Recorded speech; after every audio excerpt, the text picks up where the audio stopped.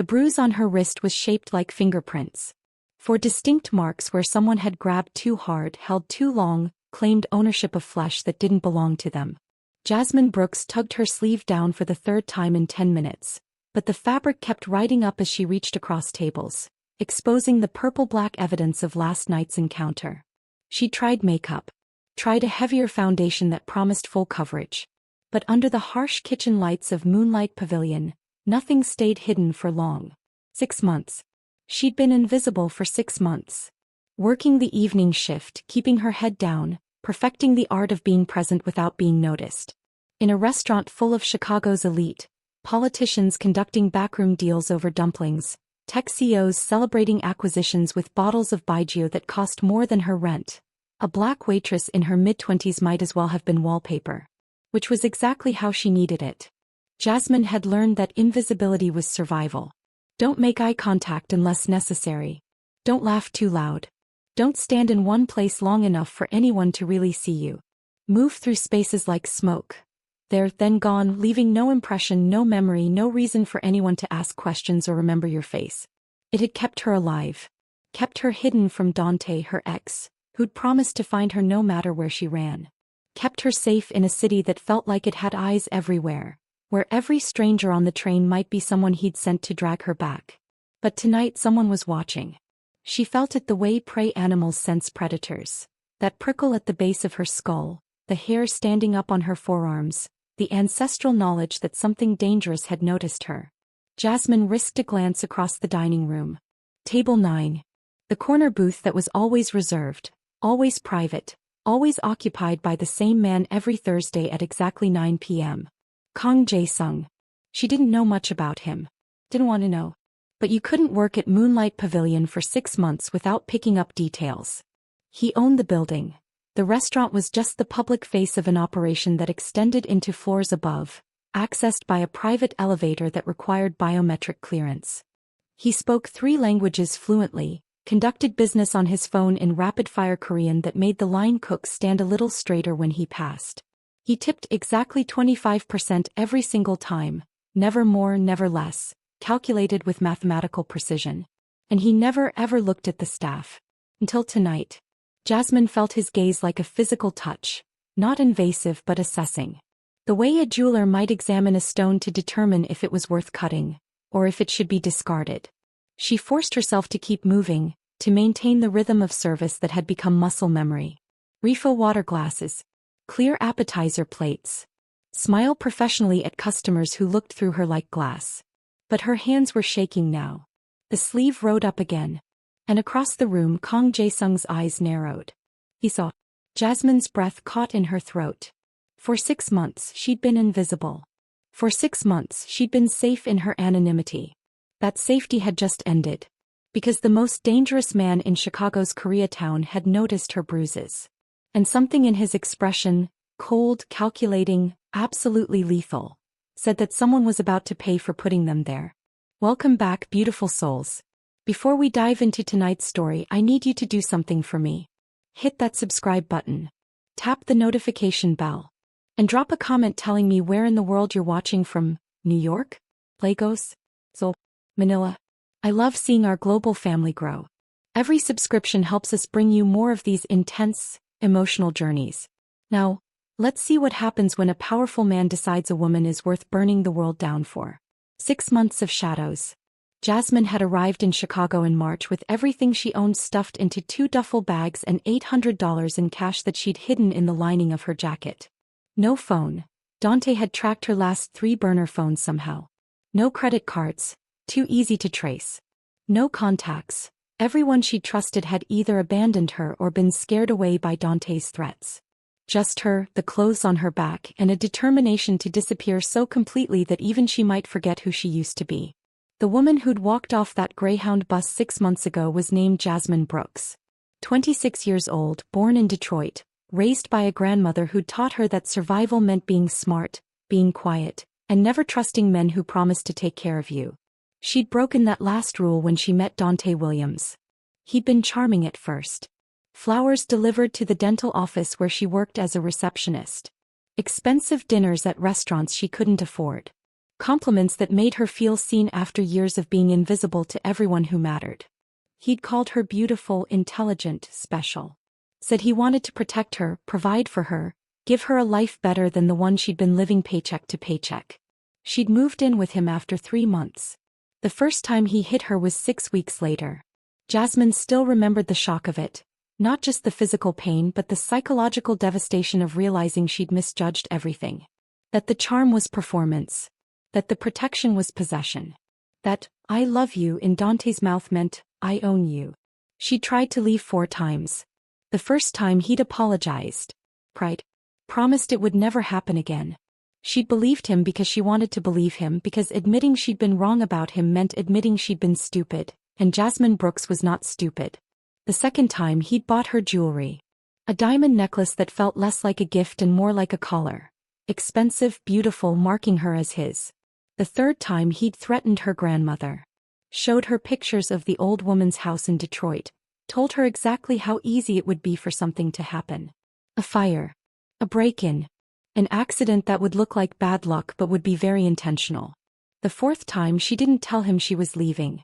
She'd waited until he was out on business. He never told her what kind of business, but she knew it wasn't legal from the way men called him at 3 a.m. and the duffel bags full of cash that appeared and disappeared from their closet. She'd packed her bags, cleaned out her small savings account, bought a bus ticket to somewhere, anywhere far away from Atlanta and Dante's reach. She'd made it to Chicago because it was big enough to get lost in, diverse enough that a black woman wouldn't stand out, and far enough from Atlanta that maybe, just maybe, Dante wouldn't think to look there. For 6 months it had worked. She'd found a room in a boarding house in Pilsen.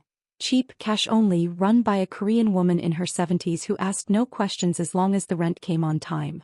She'd found work at Moonlight Pavilion through a help-wanted sign in the window.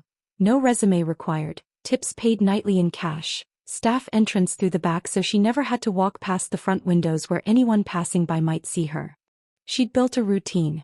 Work 6 nights a week, Tuesday through Sunday, 5 p.m. to midnight.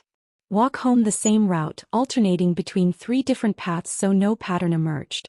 Buy groceries from the corner store, paying cash, never using a rewards card that might track her purchases. Keep her head down. Stay invisible. The other servers barely knew her name. The kitchen staff called her, new girl, even after 6 months. The manager, Minot, a sharp-eyed woman in her 40s, had hired her with a knowing look that said she recognized someone running from something, but she'd never asked questions. That was the beauty of Moonlight Pavilion. Nobody asked questions. The restaurant occupied the ground floor of a sleek high-rise in the heart of Koreatown. All dark wood and paper lanterns and floor-to-ceiling windows that turned the dining room into a fishbowl of wealth and power. But above the restaurant the building transformed into something else entirely. Offices on floors 2 to 5. Luxury apartments on floors 6 to 10. And above that, penthouses that weren't listed on any public directory. Jasmine had learned quickly that Kang Jae-sung owned all of it. She didn't know exactly what he did. Officially, he ran an import-export business with ties to Seoul. Unofficially, the way staff spoke about him in hushed Korean when they thought she couldn't understand suggested something darker. The security was too tight. The clientele too powerful. The private elevator too secretive. Kang Jae-sung was dangerous. Which was why Jasmine had made it a point to never, ever be noticed by him. For 6 months it had worked perfectly. He came to the restaurant every Thursday at 9 p.m., sat at table 9, ordered the same meal, banchan, galbi, soju, ate alone while conducting business on his phone, left exactly at 10:30 p.m., tipping precisely 25%. Jasmine had served his table maybe 10 times when the usual server was overwhelmed. Each time she'd perfected the art of being present without being seen. Set down dishes without making eye contact. Refilled soju without speaking. Cleared plates efficiently, professionally, invisibly. He'd never acknowledged her beyond a slight nod. Until tonight. The man who notices everything. Kang Jae-sung had built his empire on the principle that information was currency, and the best information came from noticing what others missed. The way a man's hands trembled slightly when discussing shipping schedules suggested he was lying about the cargo. The way a woman laughed too loudly at a business dinner suggested she was trying to distract from nervousness. The way subordinates positioned themselves in meetings revealed the real power dynamics beneath official hierarchies. He'd learned young, growing up in the Busan Port District, son of a dock worker and a seamstress, that survival meant observation. Meant seeing the patterns before anyone else saw them. Meant understanding that most people moved through the world blind to the details that determined life or death. At 39, Jae-sung had parlayed that skill into an operation that stretched from Seoul to Chicago to Los Angeles. Legitimate import businesses provided cover for less legitimate ventures.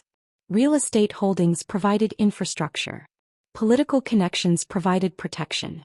He wasn't a gangster in the traditional sense. No flashy displays of wealth, no public violence, no territorial wars with rival organizations. He was something more dangerous. A businessman who understood that true power came from being indispensable. From providing services that people needed but couldn't get legally. From knowing secrets that powerful people wanted kept hidden. And from noticing things that others missed. Like the new waitress who'd started 6 months ago and had been systematically making herself invisible. Jae-sung had noticed her the first week. Noticed the way she moved through the dining room with practiced efficiency, never lingering, never drawing attention. Noticed how she avoided eye contact with customers, especially male customers. Noticed the careful way she positioned herself near exits, the hypervigilance in how she scanned rooms before entering them. He recognized the behavior because he'd worn the same armor for years. She was running from something. Someone. It wasn't his business. He had a policy about staff. Pay them well, protect them from harassment by customers, but don't get involved in their personal lives. Emotional entanglements complicated operations. Created liabilities. But for 6 months, Jae-sung had found himself watching her anyway. She was striking. Not conventionally beautiful in the way that turned heads, but compelling in a way that made you want to keep looking. Warm brown skin that caught light. Natural hair twisted into a simple bun. Dark eyes that seemed too large for her face. She wore the standard uniform. Black pants, white button-down, black apron. But somehow she made it look like camouflage, like she was trying to blend into shadows. He'd learned her name from the staff schedule. Jasmine Brooks. Learned she worked 6 nights a week, never called in sick, never caused problems. Learned she spoke softly, moved quietly, had perfected the art of being professionally pleasant without being personal. And tonight he'd learned why she was running. The bruise on her wrist wasn't subtle. For distinct finger marks. The kind that came from someone grabbing hard enough to hurt, to control, to claim. She tried to hide it, tugging her sleeve down repeatedly, but Jae-sung's table position gave him a clear view of the service area. He'd watched her struggle with the uniform, watched the sleeve ride up, watched her pale slightly when she realized the marks were visible. Something cold and familiar settled in Jae-sung's chest. He knew what those bruises meant. Knew the particular pattern of abuse that left marks shaped like possession. Knew the way women moved when they were trying to stay invisible to avoid triggering violence. His mother had moved the same way. Jae-sung pulled out his phone, opened an encrypted messaging app, and typed a message to Park Ji-hoon, his head of security. JK, 직원 조사해. Jasmine Brooks. Waitress. 모든 정보 필요해. Investigate staff member. Jasmine Brooks. Waitress. Need everything. JH, 지금. Yao. JK, 지금. Yao. He set down the phone and returned his attention to his meal, but his mind was already working through implications.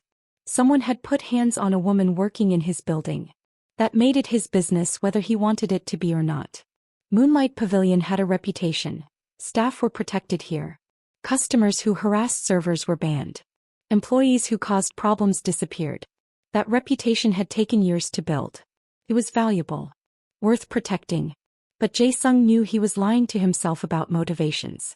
This wasn't about reputation. This was about the way Jasmine Brooks had flinched when a customer raised his voice 2 weeks ago. The way she dropped a glass when someone had slammed a door too loudly. The way she'd been systematically erasing herself from existence, one invisible gesture at a time. This was about his mother, 25 years dead, who'd spent her life making herself small and quiet and invisible in the hopes that his father's fists would overlook her. It hadn't worked. It never worked. And Jae-sung had decided, somewhere around age 14, standing over his father's unconscious body with bloodied knuckles, that he would never again allow someone weak to be victimized by someone strong. Power existed to protect. If you weren't using it that way, you were wasting it. His phone buzzed. Ji-hoon already sending preliminary information. Jasmine Brooks. 26 디트로이트 출신. 시카고 도착 6개월 전 소셜 미디어 없음. 신용카드 없음. 전화 기록 없음. Jasmine Brooks. 26. Detroit native. Arrived Chicago 6 months ago. No social media. No credit cards. No phone records. 제2. 누군가한테서 도망치고 있어. 프로 수준. She's running from someone. Professional level. 제2. 계속 파 누구한테서 도망치는지 알아내. Keep digging. Find out who she's running from. 제2. 알았어. 그런데 형. 조심해. 이거 우리 일 아니야. Got it. But hyung, be careful. This isn't our business. 제2. 지금부터 우리 일이야. It is now. Jae-sung finished his meal, paid his bill with customary precision and left the restaurant. But instead of taking the private elevator to his penthouse as usual, he went to his office on the 4th floor. Security footage. He needed to see the last few weeks, needed to identify if anyone had been following her, threatening her, putting those bruises on her wrist. He pulled up the exterior cameras first. Entrance, parking lot, surrounding streets. Then interior footage from the restaurant. And there, 3 days ago Tuesday evening, a man had entered the restaurant during dinner service. Black, early 30s, expensive clothes that didn't quite fit his bearing. He'd scanned the dining room with the focused intensity of someone hunting prey, eyes landing on Jasmine as she moved between tables. She'd frozen. Just for a second, her professional mask slipping to reveal pure terror. Then she disappeared into the kitchen and the man had left without ordering. But he'd found her. Knew where she worked. Jae-sung's hands curled into fists on the desk. He pulled up more footage. The man hadn't returned to the restaurant but, there. Yesterday, Wednesday afternoon. The same man standing across the street, watching the entrance during the time when staff usually arrived for evening shifts. Jasmine had arrived at 4:47 p.m. Entered through the back entrance as always. The man had followed at a distance. Stayed just far enough back to avoid being obvious, close enough to track her movements. Jae-sung traced her route on the camera map, 3 blocks to a boarding house in Pilsen. The man had watched her enter, made a phone call, then left. Now he knew where she lived, which meant she was no longer safe. Jae-sung picked up his phone and called Ji-hoon directly. Hyung. Ji-hoon answered immediately. Jasmine Brooks는 오늘 밤 우리 building terminal under. 누군가 찾았어. 위험해. Jasmine Brooks can't leave our building tonight. Someone found her. She's in danger. 뭐 하고 싶어? What do you want to do? 그녀 보호해. 조용히. 그녀가 모르게. 시프트 끝나면 내 오피스로 데려와. Protect her. Quietly. Without her knowing. When her shift ends, bring her to my office. Hyung. 확실해. Hyung, are you sure? Jae-sung looked at the frozen image on his screen. Jasmine's face, caught in that moment of terror when she'd recognized the man hunting her. 확실해. I'm sure. He had 3 hours before her shift ended.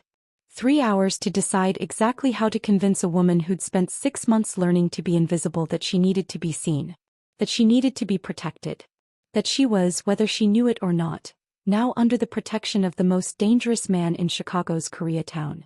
And that whoever had put bruises on her wrist was about to learn a very painful lesson about the cost of touching what belonged to Kang Jae-sung. The longest shift.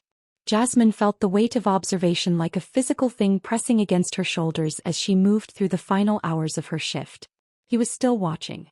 Kang Jae-sung had left the restaurant at his usual time, 10:30 p.m. exactly, but the feeling of being seen hadn't disappeared with him.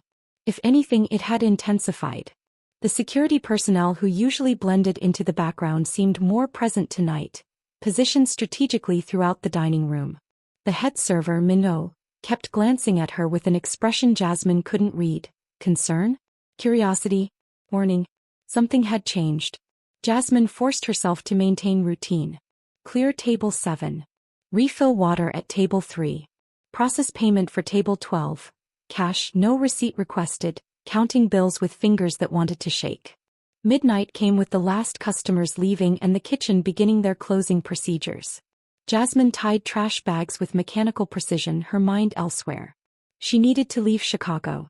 The thought had been circling since she'd noticed Kang Jae-sung's attention, building into certainty over the course of the evening. She'd been invisible for 6 months. Safe in her anonymity. But the moment someone like him noticed her, someone powerful, observant, dangerous, that safety evaporated. It didn't matter that he hadn't approached her, hadn't spoken to her beyond the usual professional interaction. The noticing itself was the problem. Because people who noticed things asked questions. And questions led to attention. And attention led to being found. Dante would find her eventually. She'd always known that. She just hoped for more time.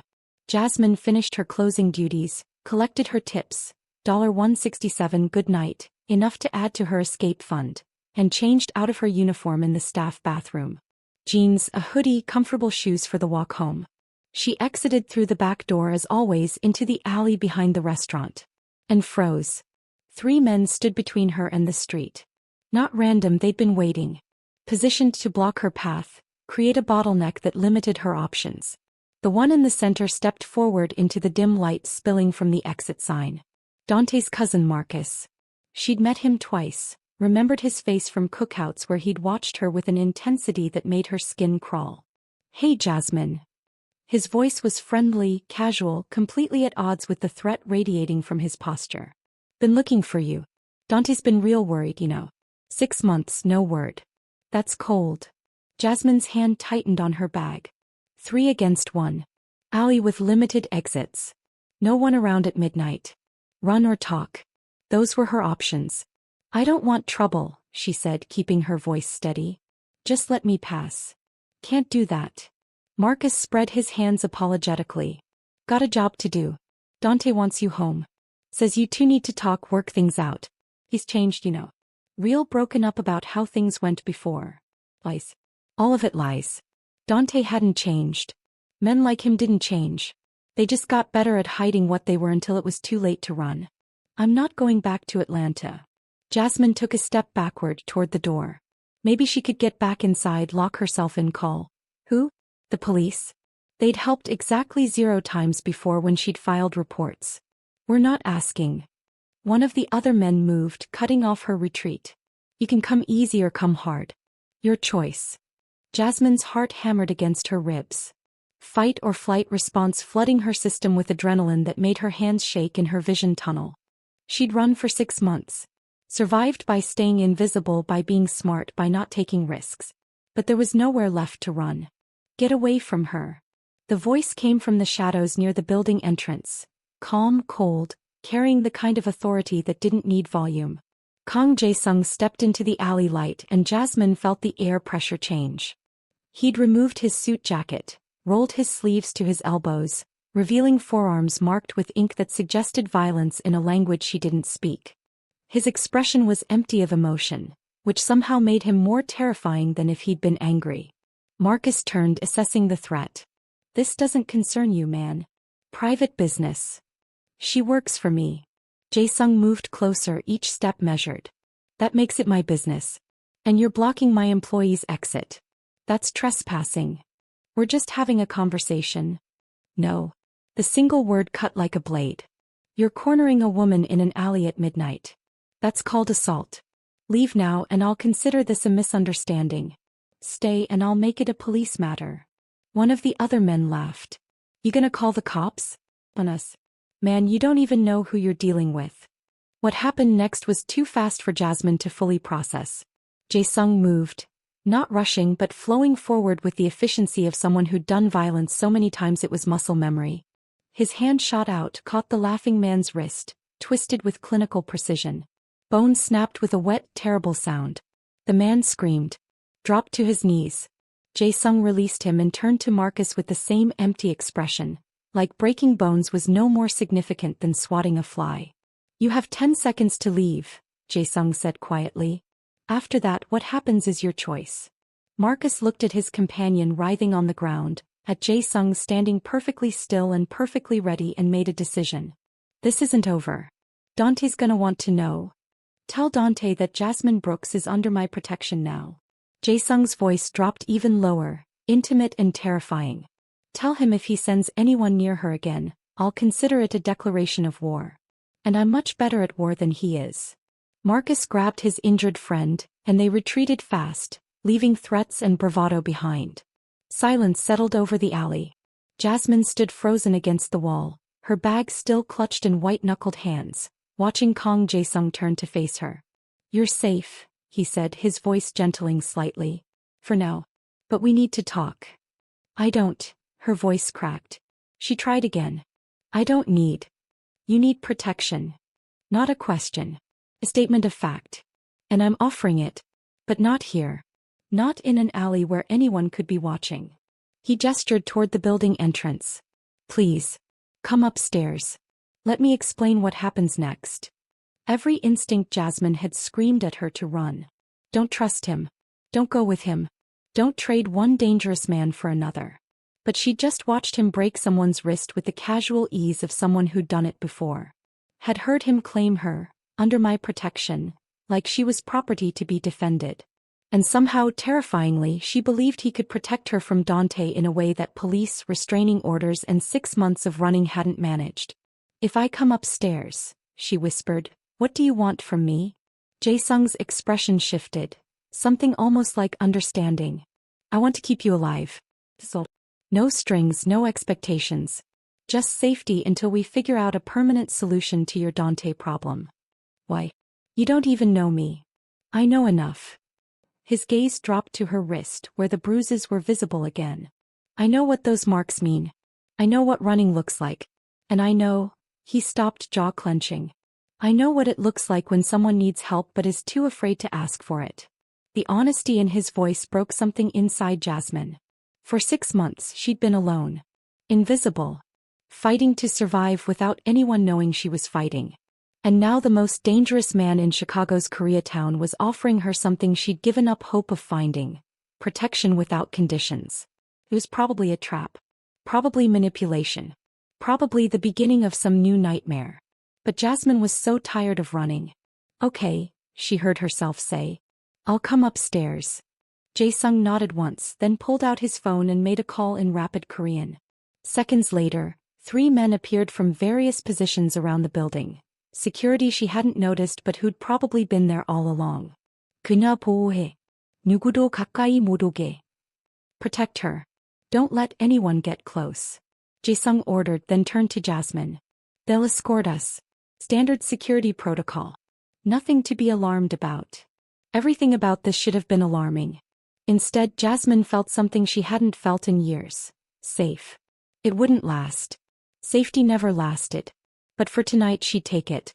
She followed Kang Jae-sung into the building, surrounded by silent guards, leaving the alley and her invisibility behind. And she didn't look back. The penthouse. The elevator didn't stop at any of the floors Jasmine had seen on the directory.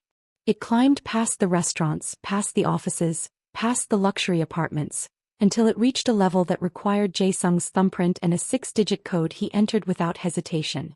The doors opened onto a space that stole Jasmine's breath. Floor-to-ceiling windows wrapped around 3 walls, turning Chicago into a glittering panorama of light and movement 42 stories below. The interior was minimalist. Clean lines, natural materials, furniture that looked like art pieces.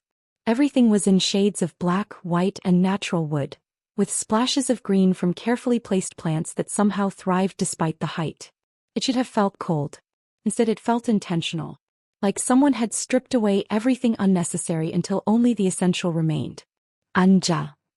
"Sit." Jae-sung gestured to a low sofa near the windows, then switched to English. "Sorry. Please sit. Can I get you something? Water? Tea?" Jasmine perched on the edge of the sofa, her bag still clutched in her lap. "I'm fine." "You're not fine." He said it gently, without judgment. "You were just cornered by 3 men. You're running on adrenaline. Your hands are shaking." She looked down. He was right. Her hands trembled against the bag's strap. Jae-sung disappeared into what must have been the kitchen, returning moments later with 2 glasses of water and a small first aid kit. He set them on the low table between them, then settled into the chair across from her, close enough to talk, far enough to not feel threatening. "Your wrist," he said, nodding toward her sleeve. "May I look at it?" "It's fine." "Jasmine." Her name in his mouth sounded different. Precise, careful, like he was handling something valuable. I'm not going to hurt you.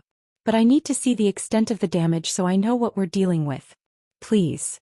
She hesitated, then slowly pushed up her sleeve. The bruises had darkened since this afternoon, deep purple now with edges that had started to yellow. 4 distinct finger marks, one thumb on the opposite side. Clear, damning evidence of someone grabbing hard enough to leave lasting marks. Jae-sung's jaw tightened. He reached for her wrist with infinite care, turning it gently to examine the bruises from different angles. His fingers were cool, steady, and surprisingly gentle for someone who'd just broken bones in an alley. How long ago? He asked quietly. 2 nights ago. I was leaving work. He was waiting outside my boarding house. Dante. Jasmine's head snapped up. How do you know? The men in the alley mentioned his name. And I had my head of security run a background check the moment I noticed your bruises. He released her wrist carefully. Dante Williams. 29. Based in Atlanta. Has a record. Assault, drug possession, extortion. Connected to a distribution network run by the Moreno family. Jasmine felt ice flood her veins. You investigated me. I investigated the threat to my employee. Jae-sung's voice was matter-of-fact. There's a difference. I don't care about your past, Jasmine. I care about who's trying to hurt you in the present. Why? The question burst out before she could stop it. Why do you care? I'm just a waitress. Nobody. Why would you risk? She gestured vaguely at the penthouse at him at the situation. All of this for someone you don't even know? Jae-sung was quiet for a long moment, studying her face. Then, my mother was a seamstress in Busan. Beautiful woman. Throng. She married my father when she was 19. He was a dock worker, charming, promised her a good life. Jasmine recognized the shape of the story before he continued. He hit her the first time 3 months after they married. He tried to leave. He found her. Dragged her back. It happened 4 more times over the next 12 years. Each time she ran a little farther. Each time he found her a little faster. His voice was empty of emotion, which somehow made it worse. The 5th time she ran to Seoul. Thought the distance would protect her. He followed. When he found her, he beat her so badly she ended up in the hospital for 3 weeks. I'm sorry.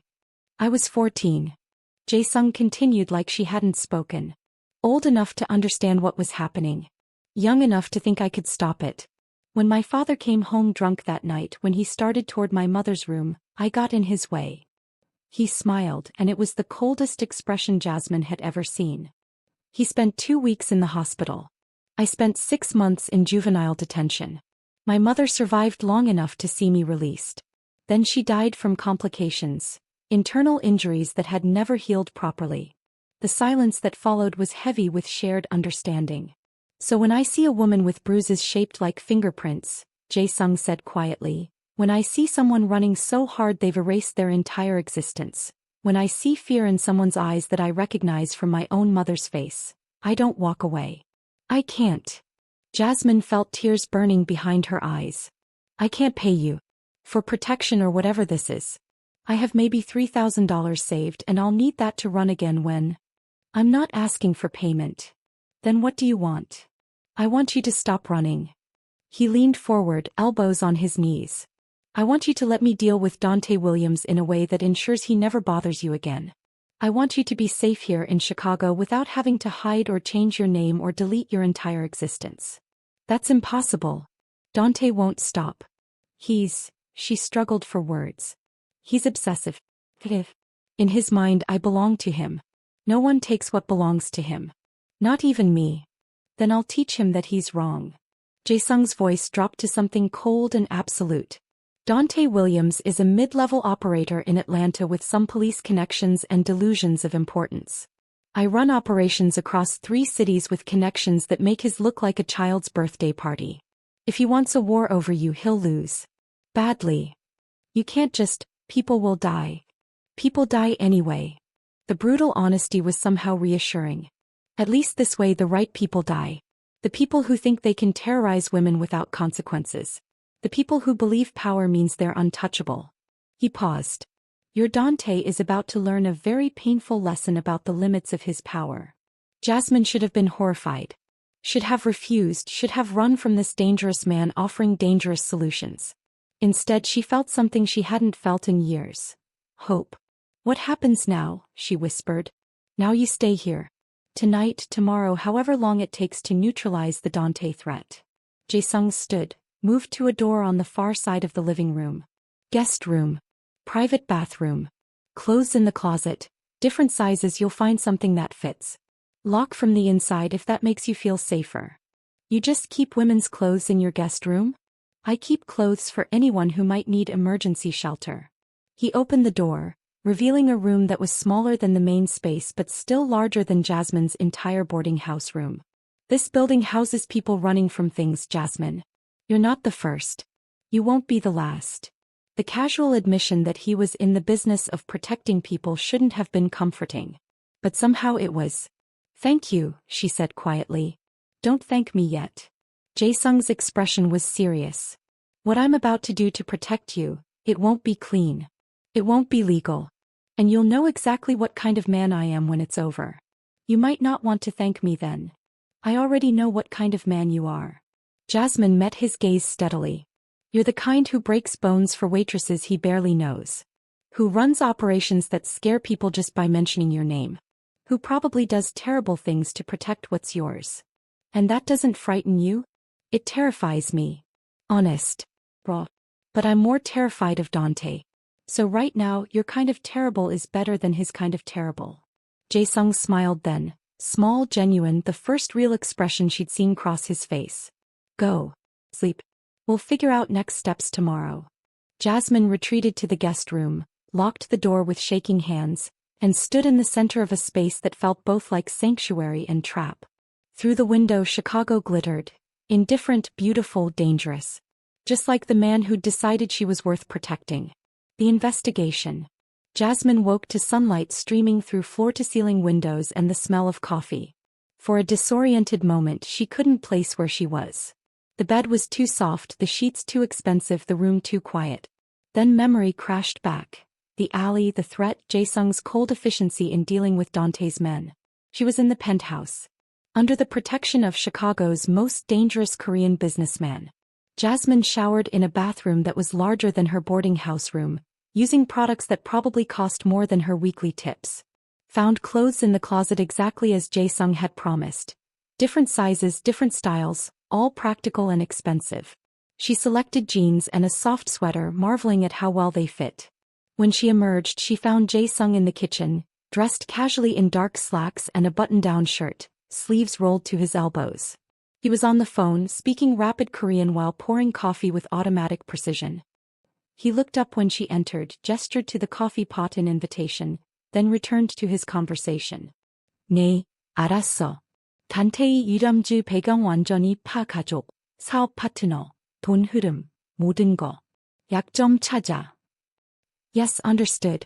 Dig completely into Dante Williams' background. Family, business partners, money flow, everything. Find weaknesses. He listened, his expression darkening. 얼마나 빨리? 좋아. 그거만 충분해. How fast? Good. That's enough time. He ended the call, set down his phone and turned his full attention to Jasmine. Coffee. She accepted the cup he poured, noting how he remembered she took it black. Detail observed during her shifts at the restaurant. What was that about? Research. If I'm going to neutralize Dante Williams, I need to understand his operation, his connections, his vulnerabilities. Jae-sung leaned against the counter. My people are thorough. By tonight, I'll know more about him than he knows about himself. And then what? Then I decide the most efficient way to make him stop. He said it casually, like he was discussing restaurant inventory rather than someone's destruction. There are several options. We could expose his operation to his rivals. Let internal politics eliminate him. We could compromise his police connections, remove his protection. We could simply pay him to disappear. Money solves most problems. He paused. Or we could handle it more directly. Jasmine set down her coffee cup, her hands unsteady. You mean kill him? That's the least efficient option. Jae-sung's voice was matter-of-fact.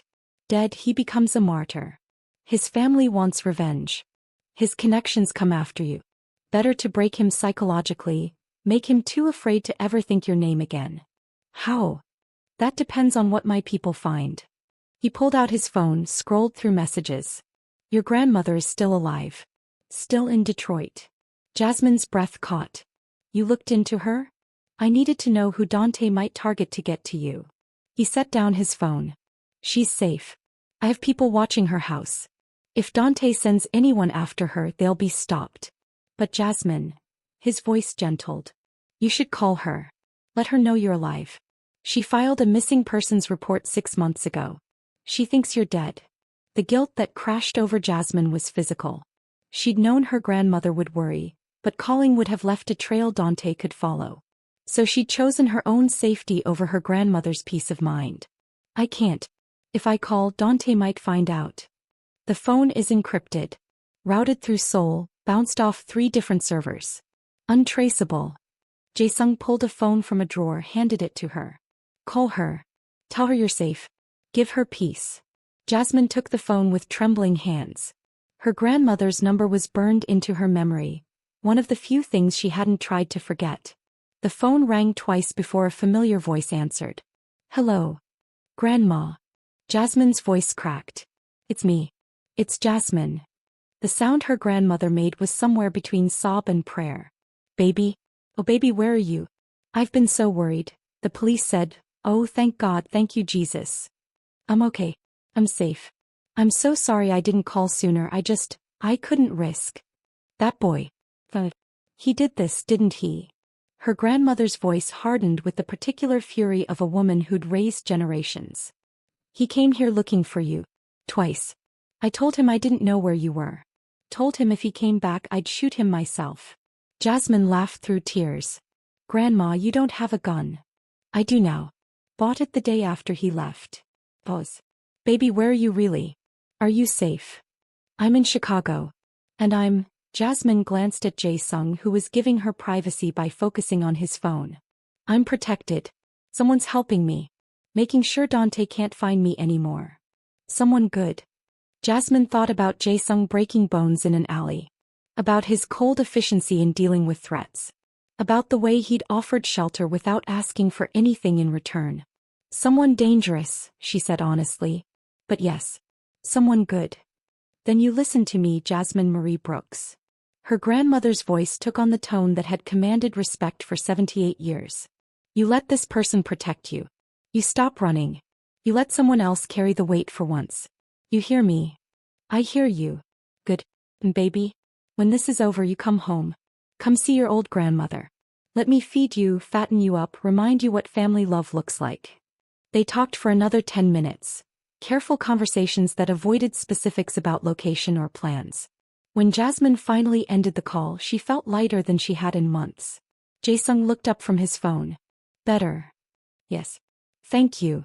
She handed back the phone. She said I should let you protect me. Smart woman. She also said you must be dangerous. Also accurate. He stood, crossed to the windows overlooking the city. Jasmine, I need to be honest about something. What I'm about to do, dealing with Dante, it will connect you to me publicly. People will know you're under my protection. That changes your life. Changes how people see you, treat you. You'll no longer be invisible. I'm tired of being invisible. Are you? He turned to face her. Because visibility means vulnerability. Means people know your face, your name, your connection to me. Means if someone wants to hurt me they might target you. Then you'll protect me from them too. It should have sounded naive. Instead it sounded like the simple truth. Jae-sung studied her for a long moment. You trust me.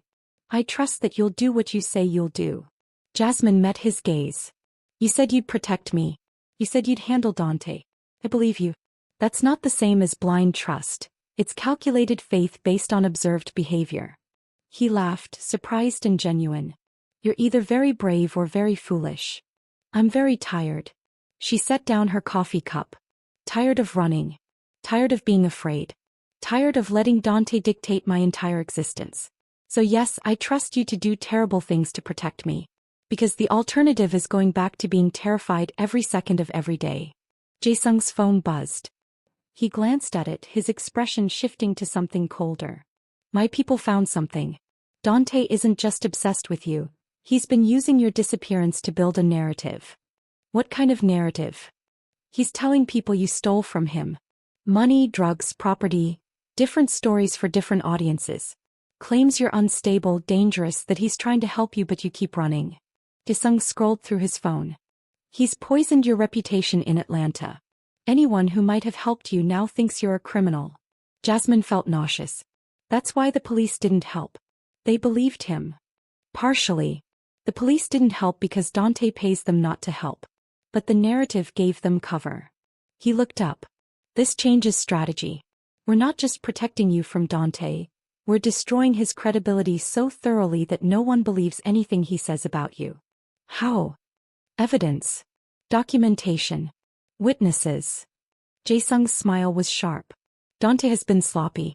My people found 3 women in Atlanta with restraining orders against him, all mysteriously dismissed. Found hospital records showing patterns of injury consistent with abuse. Found financial records showing he's been skimming from the Moreno family to fund his obsession with finding you. The Moreno family, they're his bosses? They were. They won't be after tonight. He made a call, spoke briefly in Korean, then turned back to Jasmine. I'm meeting with representatives from the Moreno organization. Showing them exactly how much Dante has stolen from them while pretending to manage their Chicago expansion. They'll handle him internally, much cleaner than if I did it directly. You're going to get him killed. No. I'm going to get him caught stealing. What happens after that is his employer's decision. Jae-sung's voice was cold. But I suspect they'll be more interested in recovering their money than in Dante's well-being. Men who steal from cartels don't typically live long enough to face trial. Jasmine should have felt guilt. Should have argued for mercy, for some solution that didn't end with Dante dead or destroyed. Instead she felt relief. Dark, terrible relief that someone was finally handling what she couldn't handle alone. When? She asked quietly. The meeting is tonight. By tomorrow morning, Dante Williams will no longer be your problem. He moved closer, his presence somehow both intimidating and comforting. But Jasmine, once I do this, you're committed. You're under my protection officially. That means you follow my security protocols. You don't leave this building without guards. You don't contact anyone without cleared phones. You trust me to keep you safe. For how long? Until the threat is completely eliminated. Could be weeks. Could be months. He paused. Or you could stay permanently. Work for me. Let me teach you how to be visible without being vulnerable. The offer hung between them, heavy with implications. Doing what? Jasmine asked. I'm a waitress. What use would I be to your operation? You notice things. Details that others miss. You've survived 2 years of someone hunting you by being observant, careful, strategic. Jae-sung's voice was serious. That's valuable. That's worth training, developing. You could work in my security operations, tracking threats, analyzing patterns, protecting the people I protect. You mean become part of your organization? I mean become someone who doesn't have to be invisible to be safe. He held her gaze. The only question is whether you trust me enough to try. Jasmine thought about 6 months of running. 2 years of fear. A lifetime of making herself small and quiet in the hopes that danger would overlook her. She thought about her grandmother's voice telling her to let someone else carry the weight. She thought about Jae-sung breaking bones for a waitress he barely knew. Yes, she said. I trust you enough to try. Something shifted in Jae-sung's expression. Satisfaction maybe, or recognition that she'd just made an irrevocable choice. Tua. Good. He pulled out his phone, began typing. Then we start your training tomorrow. Tonight you watch how I handle threats to what's mine. The possessive language should have bothered her. Instead it felt like finally being protected by someone strong enough to make the protection stick. Jasmine had spent 2 years being hunted. Now she was going to learn how to hunt back. The meeting. The Moreno family sent 2 representatives to the meeting. Both in their 40s, both carrying themselves with the particular confidence of men who'd done violence and expected others to fear them appropriately. They met in Jae-sung's office on the 4th floor. A space that managed to be both elegantly minimalist and subtly intimidating. Jasmine watched from an adjacent room through one-way glass. As Jae-sung had insisted she see exactly how he handled business. Mr. Kong. The taller representative, introduced as Carlos, settled into a chair with practiced ease. Your message said you had information about our Chicago operations. Important information. I do. Jae-sung pulled up files on a large screen mounted on the wall. Your man in Chicago, Dante Williams, has been stealing from you for 18 months. Roughly $300,000 so far, skimmed from protection payments and drug distribution profits. Carlos's expression didn't change. That's a serious accusation. You have proof. I have his bank records. Shell companies he created to hide the money. Property he's purchased in Atlanta under false names. Transaction histories showing exactly when and how he diverted funds. Jae-sung clicked through the evidence with clinical precision. He's been very sloppy. Almost like he thought you wouldn't notice. The second representative, Miguel, leaned forward. Why bring this to us? What's your interest in our employee? Dante Williams has been harassing one of my employees. A woman he abused in Atlanta who fled to Chicago to escape him. He followed her here, has been threatening her, attempting to drag her back. Jae-sung's voice was cold. That makes him my problem. And I don't tolerate problems. So you want us to handle him for you? Carlos smiled without humor. What's your price? No price. Consider it professional courtesy. I'm alerting you to theft within your organization.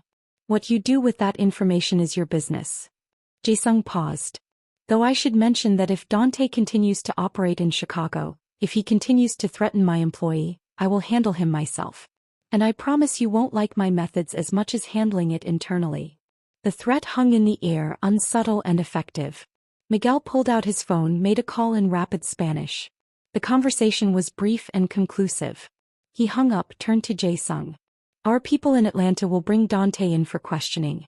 If your evidence holds up, and I suspect it will, he'll face consequences appropriate to his theft. Excellent. Jae-sung stood, indicating the meeting was over. Gentlemen, thank you for your time. I trust this resolves any conflicts between our operations regarding the Chicago territory. One question. Carlos paused at the door. The woman. Dante's ex. She's under your protection now? Yes. Completely. Completely. Jae-sung's voice left no room for interpretation. Anyone who touches her answers to me. That includes Dante, his family, his associates, or anyone else who thinks she's vulnerable. Make sure that message reaches appropriate parties. Carlos nodded slowly. Understood. We'll spread the word. Jasmine Brooks is off limits. After they left, Jae-sung entered the observation room where Jasmine had been watching. Well, that was... She struggled for words. You just signed Dante's death warrant. I gave the Moreno family evidence of his theft. They'll make their own decisions. His expression was unreadable. But yes, Dante Williams won't survive the week. And you feel nothing about that? About essentially killing someone? Jae-sung was quiet for a moment. I feel satisfaction that a man who terrorizes women is facing consequences. I feel relief that you're safe. I feel professional pride that I solved a problem efficiently. He met her gaze. What I don't feel is guilt. Dante made his choices. He stole from dangerous people. He abused multiple women. He refused to accept that you left. Those were his decisions. I'm just ensuring those decisions have appropriate consequences. That's not how the law works. The law failed you. Multiple times. Restraining orders, police reports, hospital visits. All worthless because Dante had connections and you didn't. Jae-sung moved closer. I'm not the law, Jasmine. I'm something else. Something older and simpler. I'm the consequence that men like Dante don't expect. The protection that women like you can't get legally. You're a vigilante. I'm a businessman who protects his interests. You became my interest when I decided you were worth protecting. He pulled out his phone, showed her a message in Korean. Dante was picked up in Atlanta 30 minutes ago. The Moreno family works fast. Jasmine felt her knees go weak. It was over. 2 years of running, 6 months of hiding, and it was over in one afternoon because a dangerous man had decided she was worth protecting. What happens now? She whispered. Now we wait. Confirm that Dante's people get the message that you're untouchable. Make sure no one tries to retaliate. Jae-sung guided her toward the elevator. And you start training. Learning how to protect yourself, how to spot threats, how to operate in my world. Your world. Our world. He corrected. You're part of my organization now, Jasmine. That means you learn how we operate. How we protect people. How we handle threats before they become problems. The elevator rose to the penthouse. Jasmine watched the city drop away below them, watched her old life. The fear, the running, the constant vigilance, become something she could finally leave behind. When the doors opened, Jae-sung turned to her with an expression she couldn't quite read. "Welcome to the rest of your life," he said quietly. "It won't be easy. It won't be legal. But it will be yours. And no one will ever hunt you again." Jasmine stepped into the penthouse, into this new life, into the protection of the most dangerous man in Chicago. And she didn't look back. End of part 2. Word count: 5,000 words. Running total: 10,000 words. Parts 3 to 4 to follow, remaining 10,000 words. Hashtag part 3. The crisis and confrontation words: 10,001 to 15,000. 3 weeks later. Training with Jae-sung's security team was nothing like Jasmine had imagined. She'd expected guns, combat training, maybe some spy movie nonsense about dead drops and coded messages. Instead, Park Ji-hoon, Jae-sung's head of security, a man in his mid-30s with the calm intensity of someone who'd seen everything twice, taught her observation. "Ebubunha는 폭력이 아니야. Most security isn't violence," he explained in Korean, then translated for her benefit. "It's noticing threats before they become violence. Your hypervigilance, what made you good at hiding, now makes you good at hunting." They spent hours reviewing surveillance footage. Jasmine learning to spot the customer who looked around too much, the delivery person whose route didn't make sense, the car that appeared 3 days in a row on different streets. She learned digital security, encrypted phones, VPNs, how to disappear online while maintaining necessary communications. Learned about financial tracking, how money flowed through criminal networks, how to spot someone laundering funds or skimming profits. And slowly, surprisingly, she discovered she was good at it. The same skills that had kept her alive while running. The constant scanning, the pattern recognition, the ability to sense when something felt wrong, made her valuable to Jae-sung's operations. "Non chonjea, you're a natural," Ji-hoon told her after she identified a potential security breach that 3 other analysts had missed. "Boss knew what he was doing when he recruited you." Jasmine had moved from the guest room to a smaller apartment on the 35th floor. Still in Jae-sung's building, still protected but with her own space. Her own key. The illusion of independence even if she knew guards tracked her movements. She'd started working officially, analyzing security feeds, identifying potential threats to the restaurant and building operations. The work was interesting, challenging, kept her mind occupied during the day. But nights were different. Nights, she found herself on the rooftop garden. A space Jae-sung had created on the building's top floor 43 stories above Chicago. Plants that somehow thrived despite the height, comfortable furniture. A view that made the city look like a circuit board of lights and movement. He'd find her there often, materializing from the shadows with 2 glasses of soju or whiskey, sitting in companionable silence while they watched the city breathe below them. They didn't talk much during these encounters. Didn't need to. There was something peaceful about sharing space with someone who understood that silence wasn't empty. It was full of things too complicated for words. Tonight, Jasmine sat in her usual chair, wrapped in a blanket against the October chill, when Jae-sung emerged from the stairwell with his customary 2 glasses. "Can't sleep?" he asked in English, settling beside her. "Too quiet. Isn't that stupid? I spent 6 months desperate for quiet, for safety. Now I have it and my brain won't shut down. Not stupid. Normal." He handed her a glass. "Whiskey tonight, something expensive and smooth. Your body was in survival mode for 2 years. Now that the threat is gone, it doesn't know how to be at rest. How long does it take for your brain to catch up to your circumstances?" Jae-sung was quiet for a moment. "For me, about 5 years after my father died. I kept expecting him to appear, kept preparing for violence that never came. Took a long time to understand that I was actually safe." "But you're never actually safe. Not in your line of work." "True. But there's a difference between being alert to professional threats and being terrified of personal violence." He sipped his whiskey. "You'll learn the difference." They sat in comfortable silence, watching clouds move across the city lights. Then Jae-sung's phone buzzed, unusual for this late at night. He glanced at it, his expression darkening. 문제 있어. We have a problem. What kind of problem? Dante's brother. Marcus. Jae-sung stood, already moving toward the stairs. He just landed in Chicago. The brother. Marcus Williams was everything Dante had been, only smarter and significantly more dangerous. Jasmine learned this from the security briefing Ji-hoon conducted in Jae-sung's office the next morning.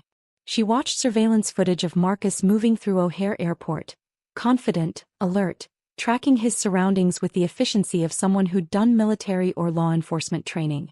He's not here for revenge, Ji-hoon explained, pulling up more files. He's here for business.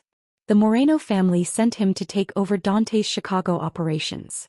He's their new man in the city. But he knows about me, Jasmine said quietly. He knows I'm the reason Dante. She still didn't know exactly what had happened to Dante. The Moreno family had been efficient and discreet. All she knew was that he'd disappeared from Atlanta 3 weeks ago, and no one had heard from him since. He knows, Hyung confirmed.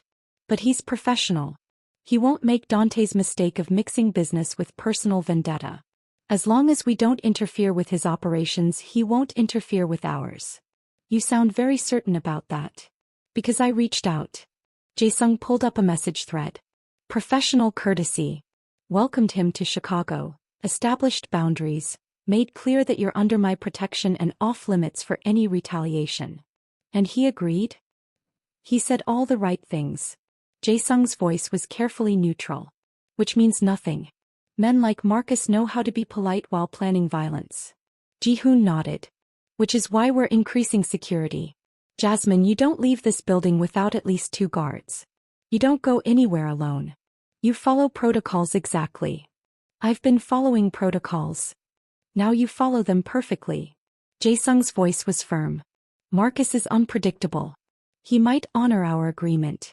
Or he might decide that eliminating you sends a message about respecting the Moreno family. We don't take chances.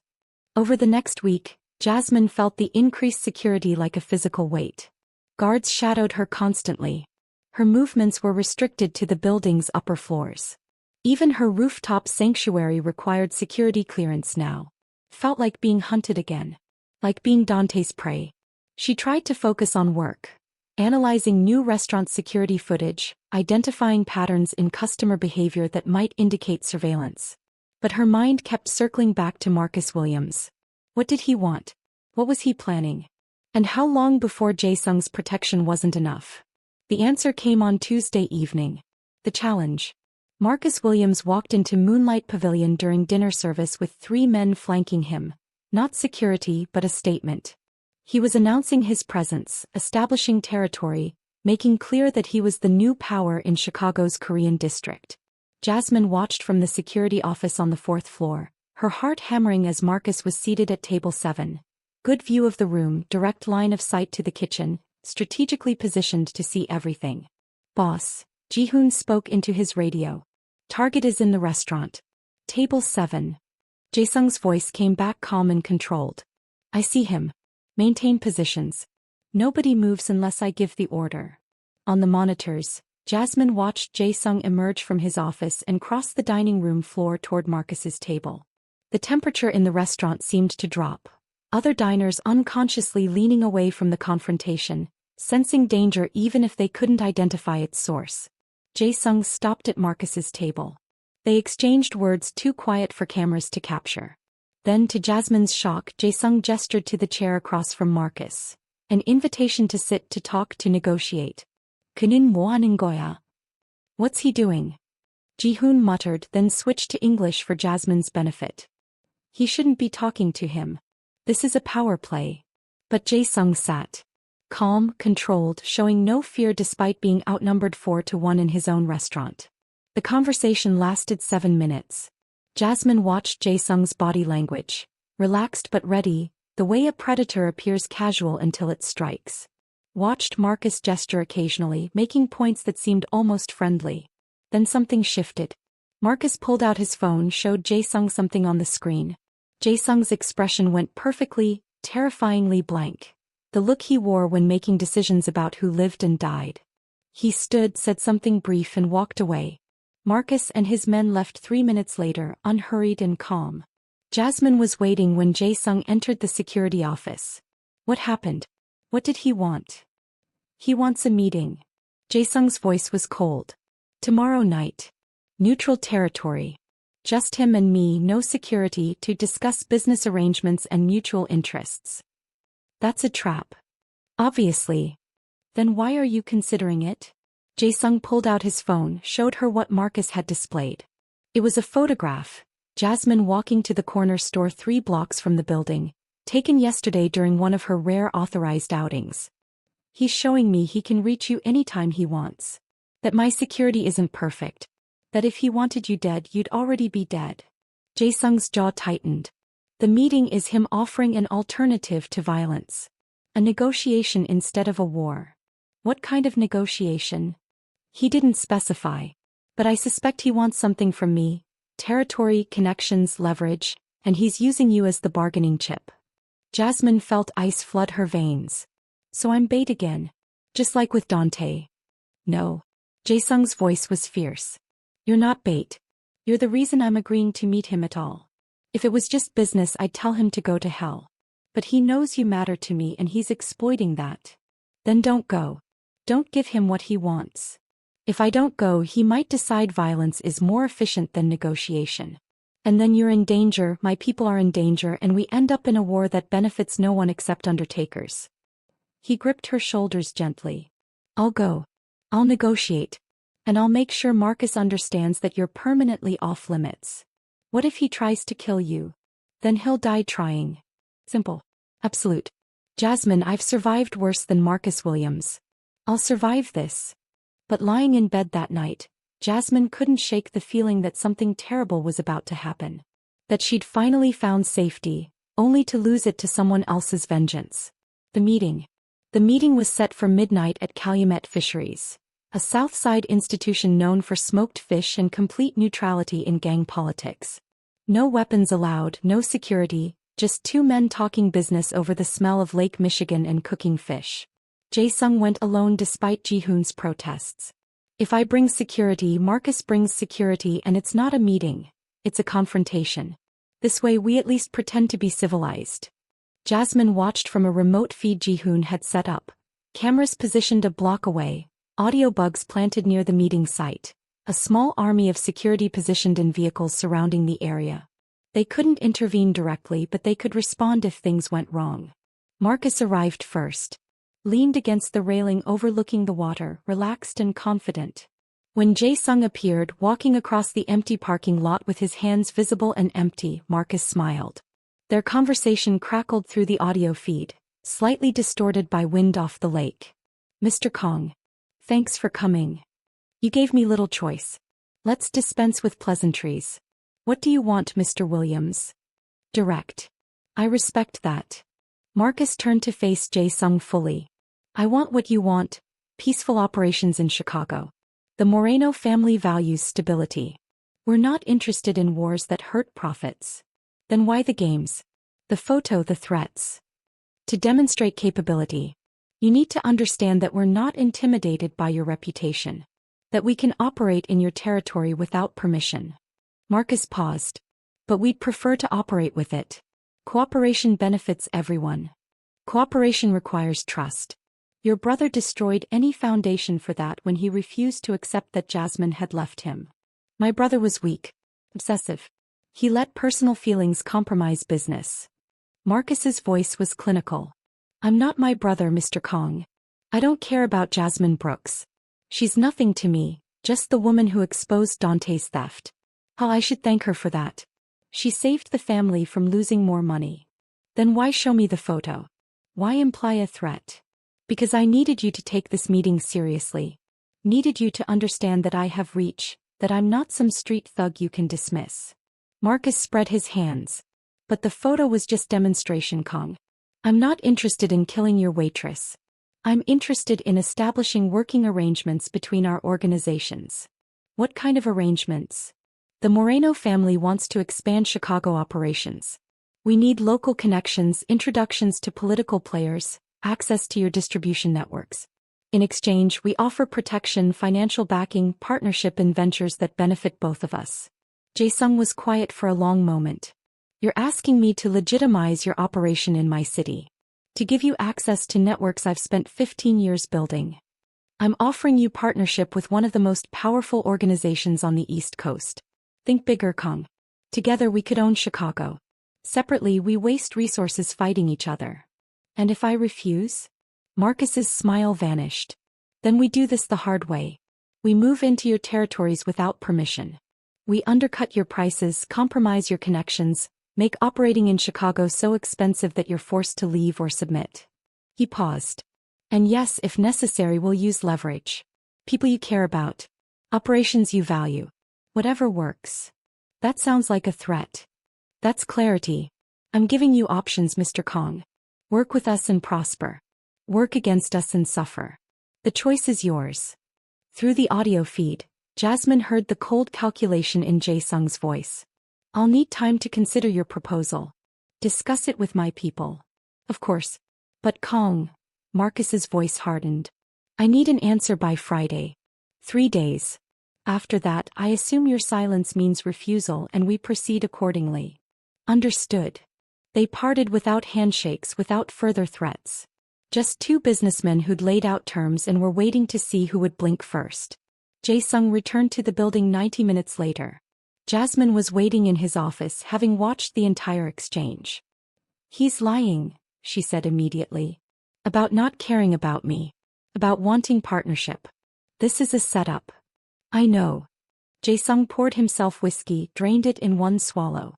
Marcus Williams wants revenge for his brother. But he's smart enough to package it as business. If I refuse his partnership, I look unreasonable. If I accept, I give him access to destroy me from within. So what do? I give him exactly what he's asking for, with modifications he won't notice until it's too late. Jae-sung pulled out his phone, began typing messages. He wants access to my networks? Fine. I'll introduce him to people who will quietly feed me information about his operations. He wants distribution partnerships? Perfect. I'll control every shipment, every transaction, until I know his operation better than he does. You're going to infiltrate him while he thinks he's infiltrating you. Exactly. His smile was cold. Marcus made one critical mistake tonight. He assumed I'm like his brother, ruled by emotion, easy to manipulate. He doesn't understand that I've been playing this game longer than he's been alive. And what about me? He said I'm nothing to him, but... He's lying. Jae-sung crossed to her, his expression fierce. Men don't photograph someone to demonstrate capability if that person means nothing. He's planning something. Which means we need to make you untouchable. How? By making you too valuable to kill. Too connected. Too visible. He pulled out his phone, showed her a calendar. Friday night, there's a Korean-American Business Association gala. Very public, very political, lots of connections. You're coming with me. As my associate, my partner, someone who matters to my organization. You want to make me a target. I want to make you someone whose death would cause problems Marcus can't afford. Right now you're a waitress. Easy to kill, easy to dismiss. But as my publicly acknowledged associate, killing you means declaring war. And Marcus isn't ready for that war. It was brilliant and terrifying in equal measure. Jae-sung was going to protect her by making her impossible to kill quietly. What if it doesn't work? Jasmine whispered. What if he decides the war is worth it? Then we fight. Simple, absolute. And I promise you we'll win. Jasmine wanted to believe him. Wanted to trust that his power, his connections, his cold efficiency would be enough to protect her. But she'd learned the hard way that powerful men made promises they couldn't always keep.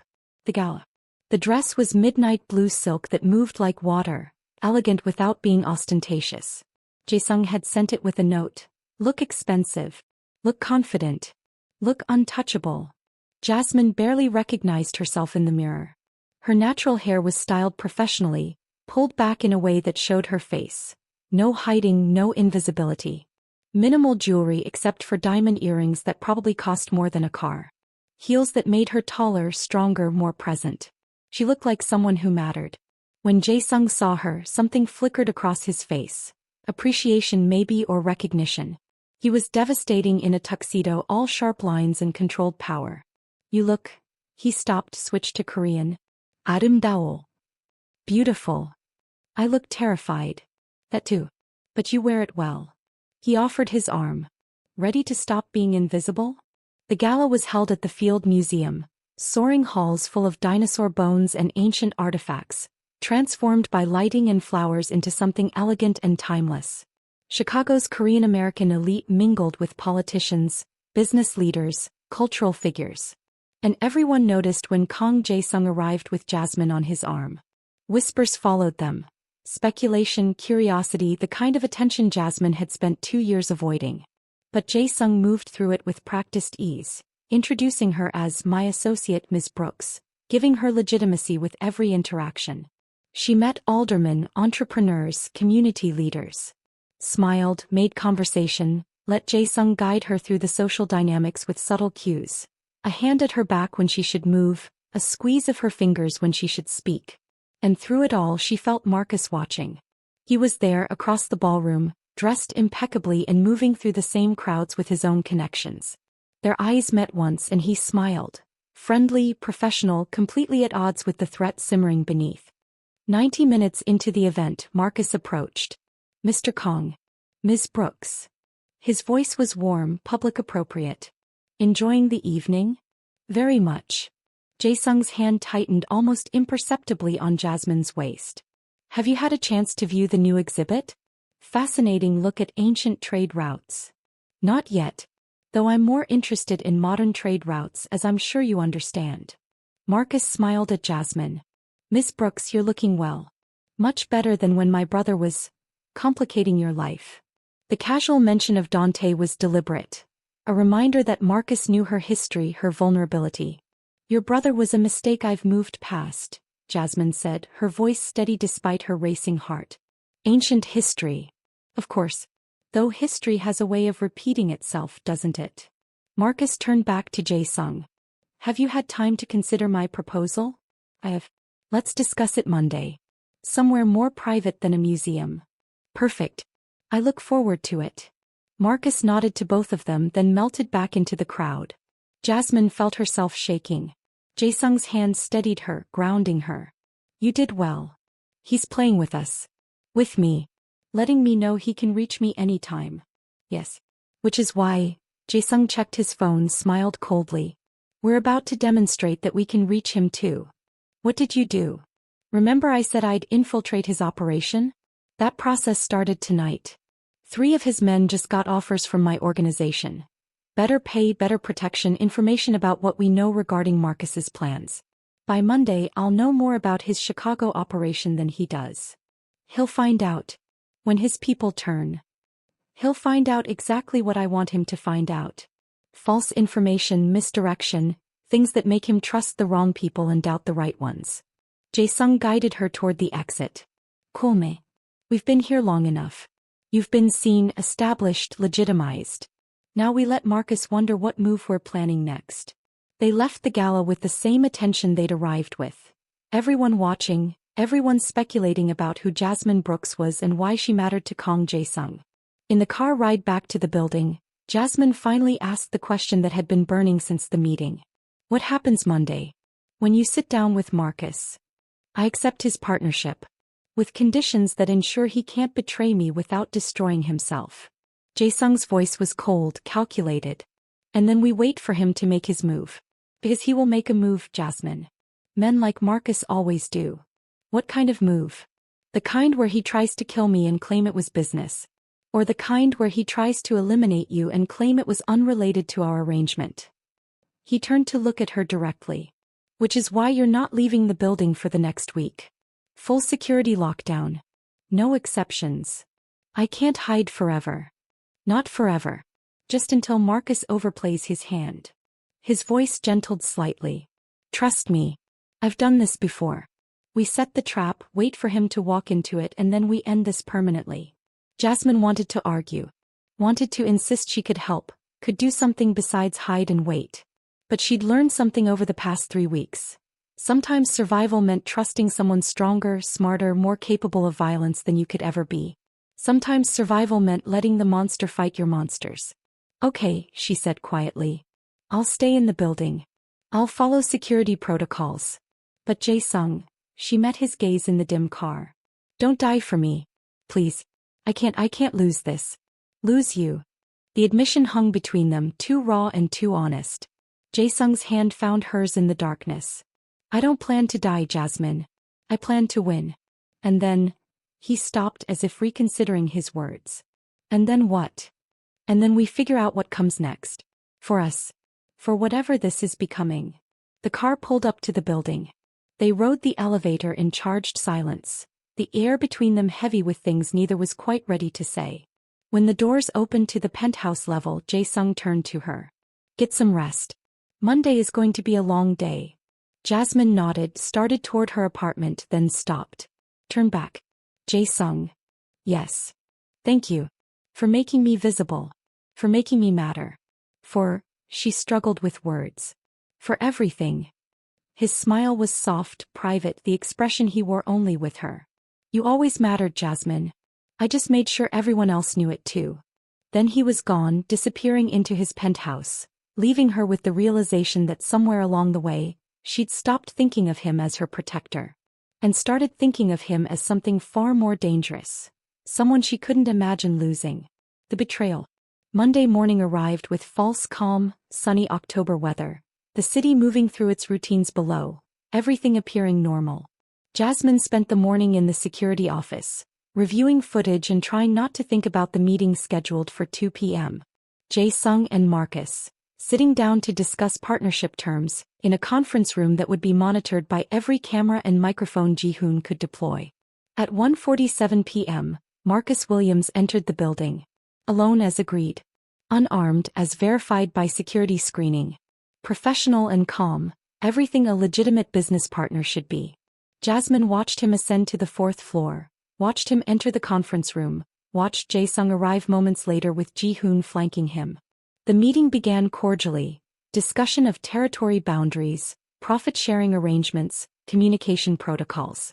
Marcus was smooth, agreeable, willing to compromise on points that seemed significant. Too agreeable. Jasmine felt her instincts screaming but couldn't articulate why. Something was wrong. Something in the way Marcus checked his watch twice. Something in the casual way he positioned himself nearest the door. Something. The explosion came at 2:34 p.m. Not in the conference room. In the restaurant below. Jasmine felt the building shudder, heard the distant boom, watched monitors go static as electrical systems were compromised. Emergency lights kicked in. Alarms shrieked. What the? Ji-hoon was already moving, speaking rapidly into his radio. 레스토랑 폭발. 모든 유닛 대응. Restaurant explosion. All units respond. On the working monitors, Jasmine saw chaos. The restaurant's kitchen had exploded. Gas line breach, deliberately triggered. Smoke poured through the dining room. Customers screamed, fled toward exits. Staff scrambled to evacuate. And in the conference room, Marcus smiled. You see, Mr. Kong, his voice came through the audio feed, calm and conversational. I learned from my brother's mistakes. He was emotional, impulsive, easy to predict. I'm none of those things. Jae-sung's expression was carved from stone. This was never about partnership. This was always about making you understand who has power in this city now. Marcus stood slowly. The explosion is a distraction. While your people are busy with evacuation and damage control, my people are moving through this building. Taking what we want. Establishing that you're not untouchable. Taking what you want. Jae-sung's voice was deadly quiet. Meaning Jasmine. Meaning your reputation. Your operation. Everything you've built. Marcus moved toward the door. Jasmine Brooks is just a bonus. Proof that I can reach anyone you protect. That your power means nothing against mine. He left. Jae-sung immediately turned to Ji-hoon. Jasmine. 지금. 어디야? Jasmine. No. Where is she? Security office, 4th floor. But Jasmine was already moving. If Marcus's people were coming for her, the security office was a trap. Enclosed, limited exits. Exactly where they'd expect her to be. She grabbed the emergency radio, fled into the hallway, ignoring Ji-hoon's shouted orders over the comm. The building was chaos. Emergency evacuation procedures had staff and residents flooding the stairwells, moving in panicked masses toward ground level. Jasmine fought upstream, moving higher instead of lower, using the confusion as cover. 35th floor. Her apartment. She needed the go bag. Jae-sung had insisted she keep prepared. Cash, documents, clean phone, everything required to disappear fast. She was 3 floors away when she heard footsteps behind her. Heavy, fast, not the panicked shuffle of evacuees. Someone hunting. Jasmine ran. Burst through the door to the 35th floor, sprinted down the hallway toward her apartment. Keys in hand, fingers shaking, trying to... The hand caught her shoulder, spun her around. One of Marcus's men. The one from the alley 3 weeks ago. The one whose wrist Jae-sung had broken. Found you, he said, and his smile was vicious. Boss said to bring you in. Didn't say you had to be conscious. He swung. Jasmine ducked. 3 weeks of training with Ji-hoon paying off, and drove her keys toward his face. Connected with his cheekbone. Not deep but enough to make him stumble. She ran again. But there were 3 more at the end of the hallway, cutting off her escape. Trapped. Exactly what Marcus had planned. Then the elevator chimed. Jae-sung emerged like violence personified. He took in the situation instantly. Jasmine trapped for men surrounding her, and moved with the cold efficiency she'd witnessed in the alley. What followed was brutal and fast. Jae-sung didn't fight like action movies suggested. He fought like someone who'd done violence so many times it was muscle memory. Economical strikes. Throat, knee pressure points that dropped men fast. The first attacker went down in 3 seconds. The second lasted 5. The third and fourth tried to flee. Jae-sung let them go. He was focused entirely on reaching Jasmine. 괜찮아? Are you okay? His hands were on her face, checking for injuries with the same clinical care he'd shown that first night. I'm fine. I didn't. I know. You ran. Smart. He pulled her toward the emergency stairwell. But we need to move. Marcus has at least 15 people in this building. We're outnumbered until my people finish evacuating and can respond properly. Where are we going? The roof. Helicopter. Ji-hoon's already called it in. He was moving fast, pulling her upstairs. Marcus made a critical mistake. He assumed I'd be predictable. That I'd fight his people floor by floor, try to hold the building. But this building isn't valuable. You are. They burst onto the rooftop. Wind whipped across the space, cold October air 43 stories above Chicago. In the distance, Jasmine could hear the helicopter approaching. And behind them, Marcus Williams emerged from the stairwell with 6 men. Leaving so soon? His voice was mocking. We're just getting started. Jae-sung positioned himself between Marcus and Jasmine, his posture perfectly calm despite being outnumbered 6-1. This was stupid, Marcus. You just declared war on me in front of every camera in my building. Destroyed property. Endangered lives. The Moreno family won't protect you from that level of heat. The Moreno family doesn't know what I'm doing. This is personal. Marcus's smile was sharp. You destroyed my brother. Took my family's operations in Chicago. And you think I'd let that stand? Let you keep the woman who started all this? Jasmine didn't start anything. Your brother's obsession did. Same difference. Marcus nodded to his men. Take her. Kill him. Make sure there's a body this time. The men moved. The helicopter crested the building's edge. And Jasmine made a decision. She'd spent 2 years running. 6 months hiding. 3 weeks training to be something other than prey. Time to see if any of it had stuck. She pulled the emergency radio from her belt, the one connected to Jae-sung's security network, and triggered the panic button. Every guard in the building would converge on the roof in minutes. But minutes might be too long. The first of Marcus's men reached Jae-sung. They fought, brutal, efficient, neither holding back. But while Jae-sung was occupied, another man moved toward Jasmine. Training kicked in. Ji-hoon's voice in her head. Most attacks come high, face, chest, arms. They expect you to protect those. So go low. Jasmine dropped, drove her shoulder into the man's knee with all her weight. Heard something pop. He screamed, collapse. She scrambled away, grabbed a discarded piece of roofing material. Metal, heavy, sharp on one edge. The next man hesitated. That hesitation saved Jasmine's life. Because Ji-hoon arrived. He came through the roof access with 4 security personnel, all armed, all moving with military precision. 땅에 엎드려. 지금. On the ground. Now. Marcus's men froze. Outnumbered, outgunned, their brief advantage evaporating in the face of professional security. Marcus himself looked at Jae-sung with something like respect. You planned this. The whole thing. The partnership, the meeting, the distraction. I planned for you to be predictable. To assume I'd be emotional about the woman I protect. To think you could use her as leverage. Jae-sung's voice was cold. You played exactly into the trap I set. What trap? The cameras. Every second of your confession is recorded, broadcast to the Moreno family's representatives, the police and several media outlets I keep on retainer. Jae-sung pulled out his phone, showed Marcus the live feeds. You just admitted to terrorism, assault, attempted murder. All on camera. The Moreno family can't protect you from that. They won't even try. Marcus's face went pale. I told you I was better at this than you. Better at planning, better at patience, better at turning your moves against you. Jae-sung gestured to Ji-hoon. Secure him. Chicago PD will be here in about 3 minutes. Make sure Marcus is comfortable until they arrive. As security restrained Marcus and his men, Jae-sung turned to Jasmine. You dropped someone. It wasn't a question. He was going to grab me. She realized she was shaking. Did I really just do that? You really just did that. He pulled her into his arms and she felt him trembling too. Adrenaline, relief, the aftermath of violence. You were extraordinary. I was terrified. That too. But you fought anyway. That's courage, Jasmine. Police sirens wailed in the distance. The helicopter Jae-sung had called landed on the rooftop pad. And below them, Chicago spread in all its chaotic beauty. Indifferent to the violence, the fear, the moments that changed lives. Is it over? Jasmine whispered against his chest. Really over?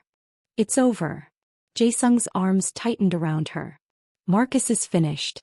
The Moreno family will disavow him to avoid the heat. His people will scatter.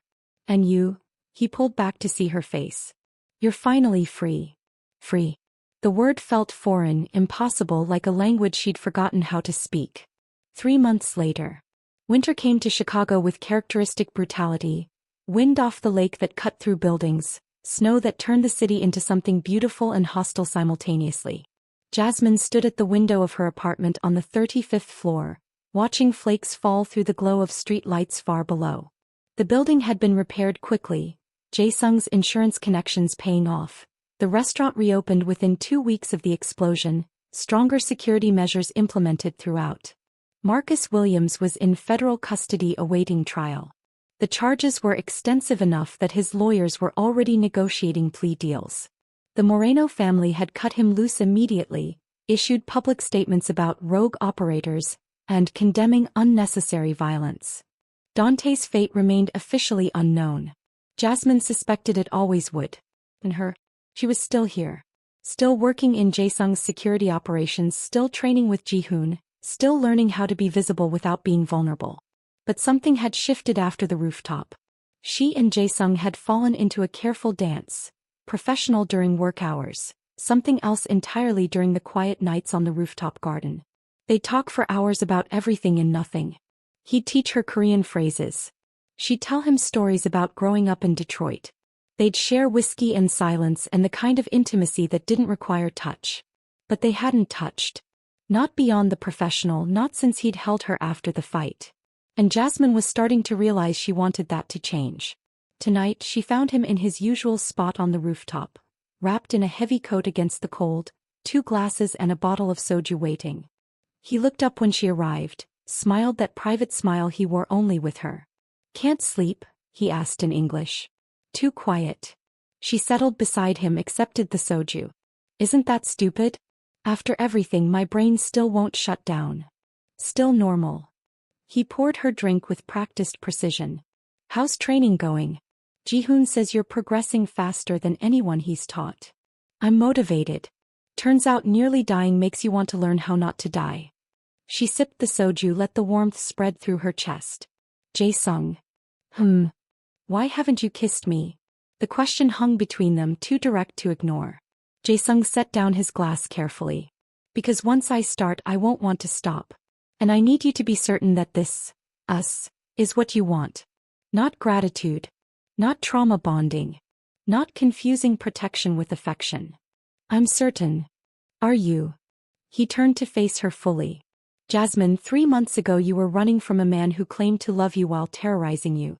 I don't want to be another powerful man who says he's protecting you while actually controlling you. You're nothing like Dante. I'm exactly like Dante in the ways that matter. I'm possessive. I'm controlling. I make decisions about your safety without consulting you. I've killed people to protect you. His voice was raw, honest. The only difference is I'm self-aware enough to know it's wrong and strong enough to stop myself. Jasmine studied his face. The man who'd saved her, trained her, made her visible.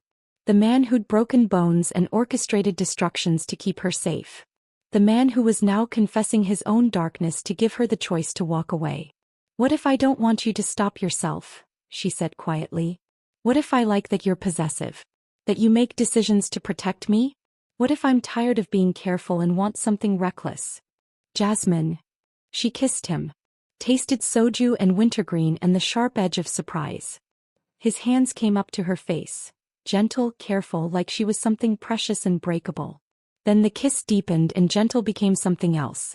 Hungry, demanding, two people who'd been circling each other for months finally giving in to gravity. When they broke apart, both breathing hard, Jae-sung rested his forehead against hers. I can't promise to be good for you. I don't want good. I want real.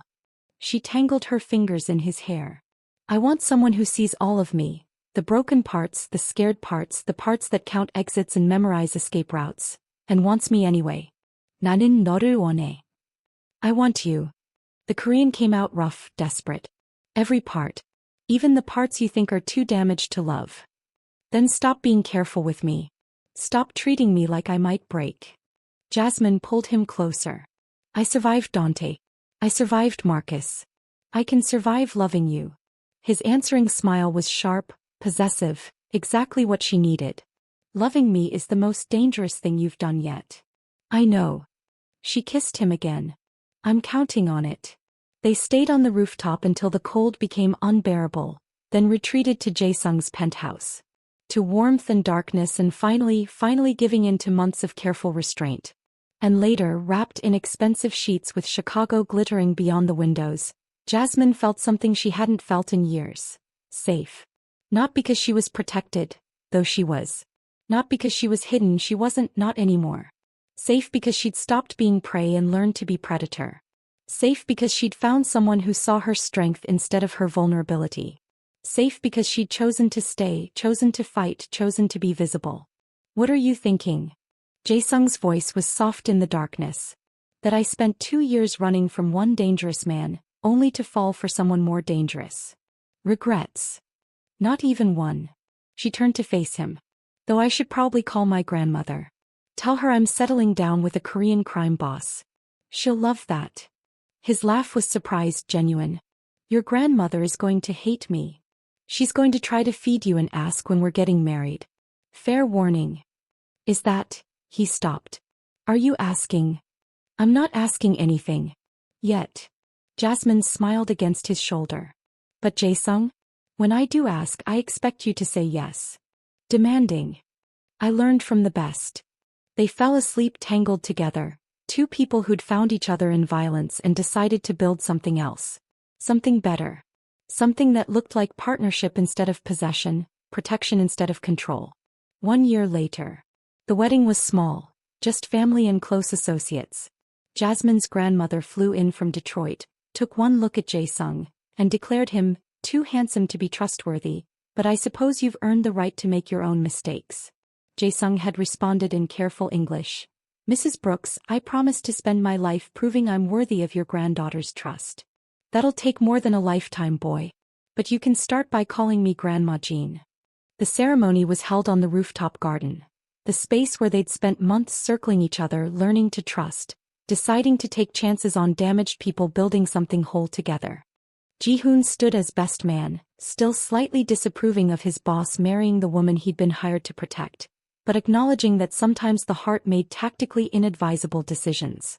Jasmine wore white silk that moved like water, Custom-designed, expensive, a far cry from the thrift store clothes she'd worn when she first arrived in Chicago. Her grandmother cried. Several of Jae-sung's associates looked uncomfortable with the emotional display. And when Jae-sung said "I do" in 3 languages, English, Korean, and the private language of 2 people who'd found each other in darkness, Jasmine felt her carefully constructed armor finally crack. She was done being invisible. Done being hunted. Done being anything except exactly who she'd chosen to become. Strong, visible, loved. The reception was held in the restaurant, Moonlight Pavilion, fully repaired and thriving. The same space where Jasmine had spent 6 months trying to disappear, now hosting celebration of her choosing to be seen. Late in the evening, as guests danced and drank and celebrated, Jae-sung pulled Jasmine onto the rooftop for a private moment. "Regrets?" he asked, echoing their conversation from a year ago. "Not even one." She turned in his arms, looking out over the city that had hidden her, protected her, transformed her. "Though I should warn you, my grandmother is already asking about grandchildren." "Is she?" "Not a question." His hands settled on her waist, possessive and gentle in equal measure. "I told her we're practicing." His laugh was surprised, delighted. "Did you?" "I did. And I expect you to help me make good on that promise." Demanding. He kissed her softly. "I love that about you." "I love," she stopped.